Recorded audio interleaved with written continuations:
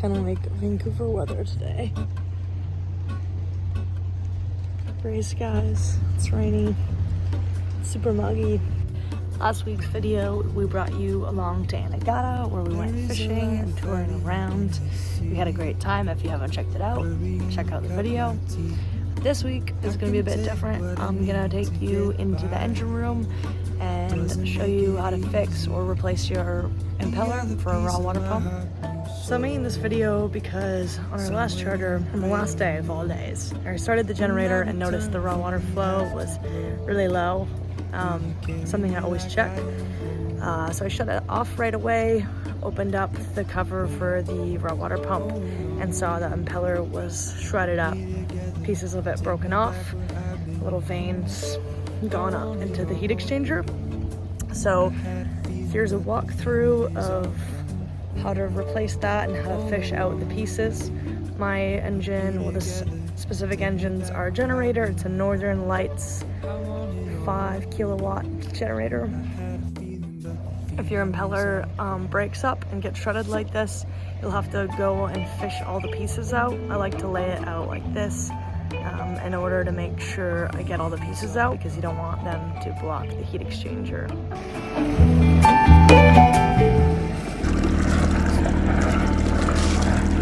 That there is a healthy flow of water. It's super important to have good raw water flow because that means your coolant is being cooled by the raw water through the heat exchanger. If you don't have raw water flow, your coolant will start to heat up and it won't be able to cool the engine, and it will overheat. It could cause damage to the engine or likely cause your engine to shut down. The raw water flow starts at the intake, and then it goes through the strainer, which strains out seaweed or possibly plastics. And then if you follow the hose from the strainer, you'll find your raw water pump. This pump can be gear driven or belt driven. If it's belt driven and not pumping water, check the belt tension or if the belt's broken. From the pump, follow the hose to the heat exchanger. This is likely where the broken bits will be trapped. This is the heat exchanger on our generator. So I've removed the hose so that I can fish the pieces out here. I had a feeling, but the feeling is all gone. I lay out all the pieces as I pull them out to make sure I've gotten all the big ones.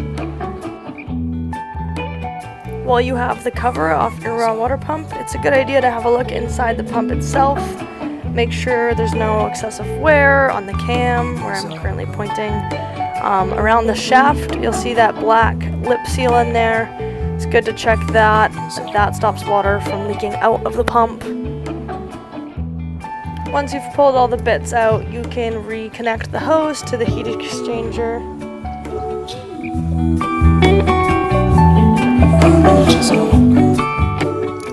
Make sure you do the hose clamps up nice and tight and check them for leaks after.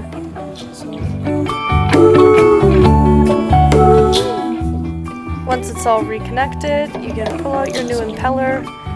It's good to check the O-ring is the right size, and sometimes impellers you need to install like the little shaft key.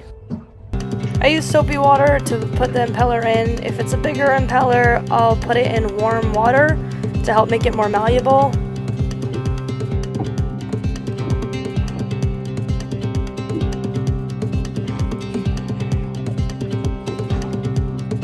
It's good to make sure the face is nice and clean before putting the O-ring and cover plate back on.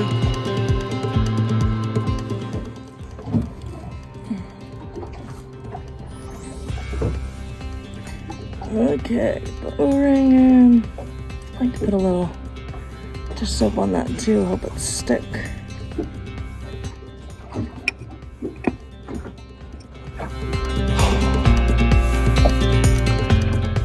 Gotta be careful with those bolts as they break easily. I dropped the washer down there somewhere.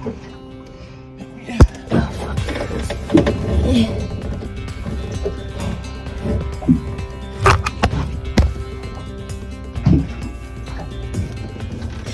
This is why keeping a clean build is really important, because then you don't have to go fishing around and gross, sludgy, whatever.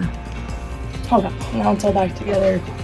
I'm gonna run the generator and put my hand on the our water pump and see if it starts to heat up or if it feels nice and cool. Oh no, there's water pump I can throw at.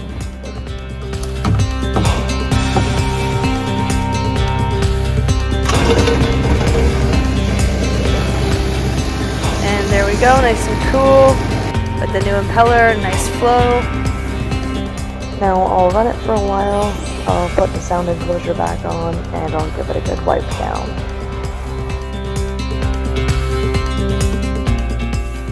And while it was in there, I noticed the hose to the expansion tank for the coolant was kind of chafing a bit, so I'm just going to add some chafe protection here.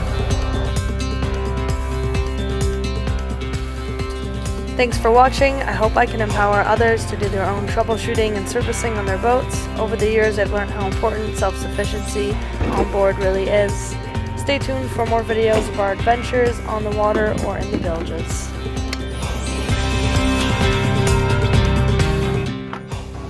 Today was supposed to just be like TLC day. Instead it's repair everything in a hurry day, as it usually goes.